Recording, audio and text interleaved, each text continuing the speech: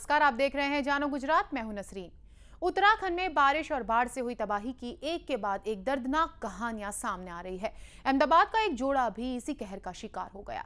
उत्तराखंड में पत्नी को आंखों के सामने बाढ़ में बहते देख पति को दिल का दौरा पड़ गया और उसकी मौत हो गई।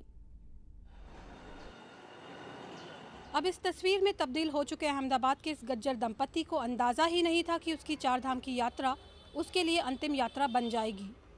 53 साल के रिटायर्ड अशोक गज्जर ने जब अपनी 43 वर्षीय पत्नी भारती को गौरीकुंड में आई बाढ़ में आंखों के सामने बहते देखा तो वह इस सदमे को बर्दाश्त नहीं कर पाए। उन्हें वहीं दिल का दौरा पड़ गया और जब तक उन्हें गुप्तकाशी के सरकारी अस्पताल में ले जाया गया तब तक उनकी मौत हो चुकी थी। अभी तक भारती गज्जर लापता ही हैं। ये दंपत्ति 13 जून को और 11 लोगों के ग्रुप के साथ केदारनाथ गया था।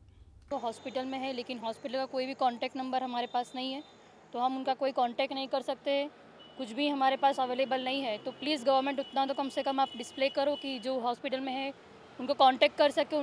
रविवार को वो केदारनाथ से नीचे उतर रहे थे, तब पानी का पूर आया और मेरी सास पानी में बह गई और ये देख के पिताजी को बहुत दुख पहुंचा।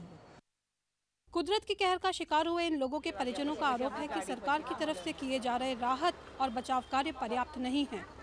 48 घंटों से ये लोग सिर्फ ये प्रयास कर रहे हैं कि किसी भी तरह उन्हें लापता परिजनों के बारे में कुछ जानकारी मिल जाए। आज इस परिवार ने परेशान होकर इस मामले में FIR दर्ज कराई है। और गुजरात सरकार ने आज उत्तराखंड सरकार को इस आपदा स्थिति में मदद रूप होने के लिए 2 करोड़ रुपए का फंड का भी अलॉटमेंट किया है। गुजरात सरकार ने भी अपनी एक टीम बुधवार को उत्तराखंड रवाना की है। इन इलाकों में तबाही का अंदाजा धीरे धीरे लगने लगा है। बारिश रुकने और बाढ़ के पानी में कमी आने के बाद से केदारनाथ, गौरीकुंड, चमोली, रुद्रप्रयाग जैसे प्रभावित इलाकों में अब तक 150 से ज्यादा लोगों के मारे जाने की पुष्टि हो चुकी है, लेकिन अभी भी हजारों लोग लापता हैं और इनमें हजारों गुजराती भी शामिल हैं। अमी शर्मा, अहमदाबाद, जानो दुनिया। गुजरात के मुख्यमंत्री नरेंद्र मोदी उत्तराखंड के दौरे के लिए रवाना हो गए। उत्तराखंड के कहर में 4 धाम यात्रा पर निकले गुजरात के हजारों लोग भी फंसे हैं। राज्य सरकार शुक्रवार को 70 सीटों वाला एक प्लेन उत्तराखंड भेज रही है। शनिवार को एक और प्लेन उत्तराखंड जाएगा जो 130 सीटों वाला है। प्लेन से उत्तराखंड की बाढ़ से निकाले गए लोग अपने राज्य लाए जाएंगे। इसमें महिलाओं और बच्चों को प्राथमिकता दी जाएगी।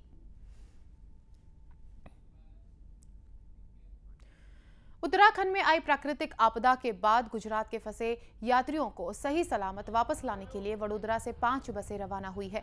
इन बसों में कुछ सामाजिक कार्यकर्ता भी जा रहे हैं जो अपने साथ खाने पीने की सामग्री और इसके अलावा फर्स्ट एड की सामग्री भी ले जा रहे हैं। ये लोग वहां पहुंचकर गुजरात सरकार की तरफ से लगाए गए राहत कैंप में लोगों की मदद करेंगे।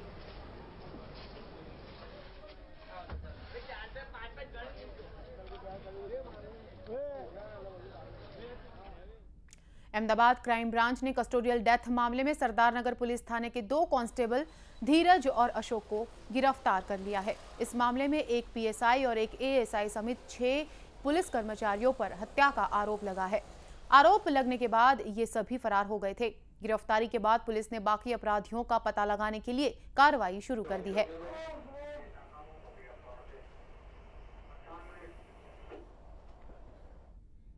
अहमदाबाद क्राइम ब्रांच ने 14 लाख की घूस लेने के मामले में फरार सैटेलाइट पुलिस थाने के PSI गोस्वामी को गिरफ्तार कर लिया है।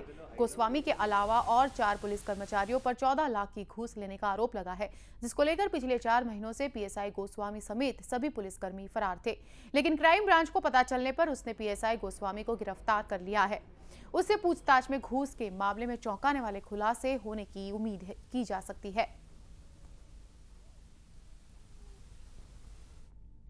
तो ये थी जानो गुजरात में अब तक की खबरें। देश और दुनिया की खबरों को जानने के लिए देखते रहिए जानो दुनिया। नमस्कार।